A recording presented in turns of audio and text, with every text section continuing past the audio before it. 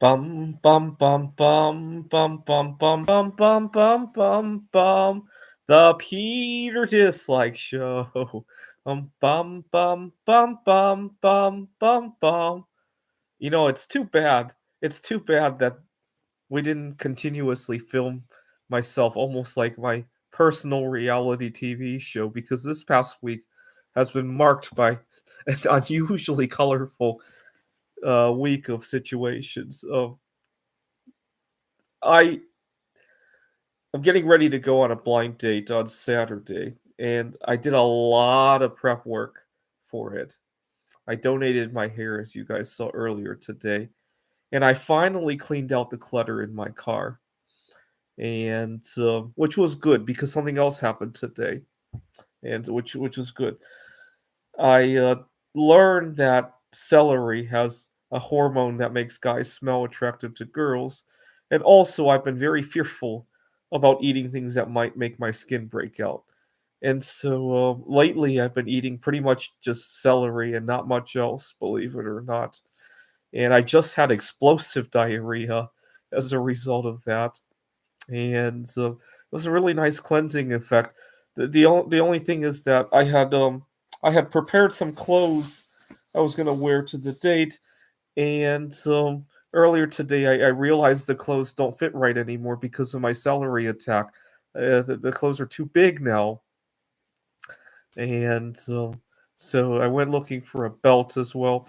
It's just awkward, the whole complex of the situation, and then the eating the celery has been really depressing me. I'm missing a lot of my favorite foods, but I don't want my skin to break out. Definitely want to make that good first impression, and so I've been extremely depressed as a result.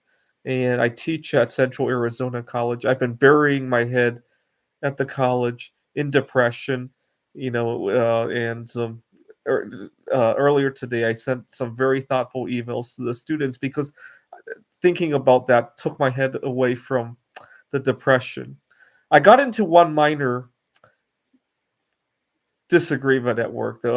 Otherwise, I had a good performance review.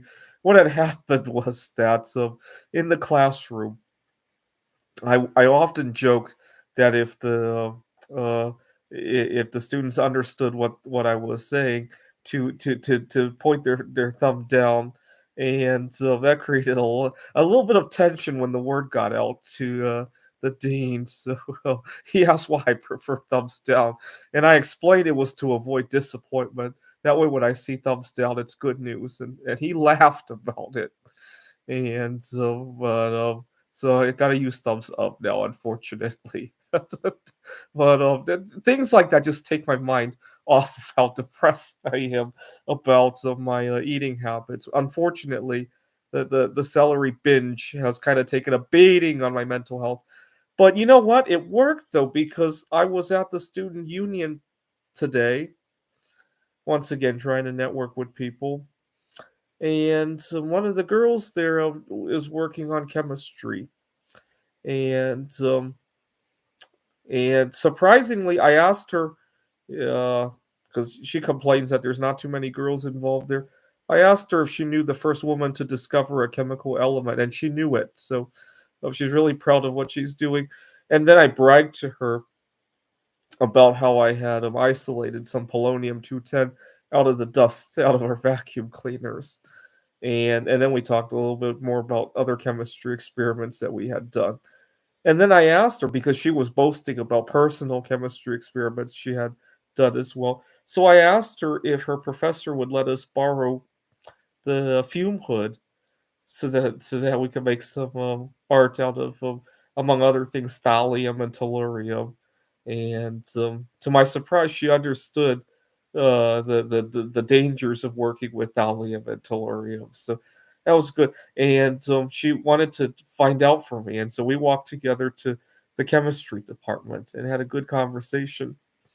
And so after I had the good conversation with her, I went out and bought another 4 pounds of celery, and I quickly wolfed it all down. And then I felt good as I was wolfing it down because I it like a wonder drug, right? kind of like the first person to discover aspirin or Pepto Bismol, and they're taking their first doses, and oh my god, I no longer have to feel pain. It kind of felt like that, right?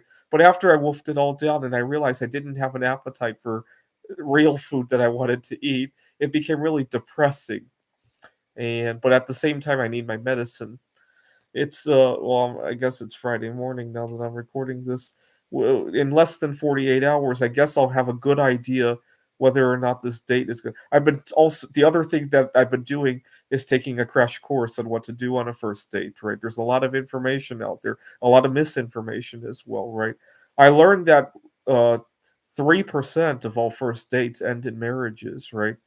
And I guess 50% of those end up in permanent marriages. So it's really 1.5% of first dates end up as a forever, right? That's kind of scary in its own right, right? Think about it this way, right? What are some other things that have a 1.5% chance of happening? Like when I pour bismuth geodes, right? I probably don't get a masterpiece that often, right?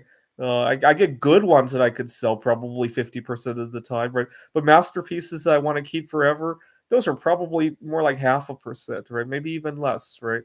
When I let's see, you get the idea, right? Can you imagine if 1.5% of the time you drove, you got into a car accident, or 1.5% of the time I'm trying to think what else could go wrong. Where you get an F in your class, right? Or you get a really bad performance review, right? Or a really good one, and now, right? Or and, I'm kind of terrified. I'm so glad I got that one complaint. Otherwise, I would have had a perfect review. The reason I'm glad for that is that I don't want to set the high watermark too high, right? I had a problem just like that at my last job.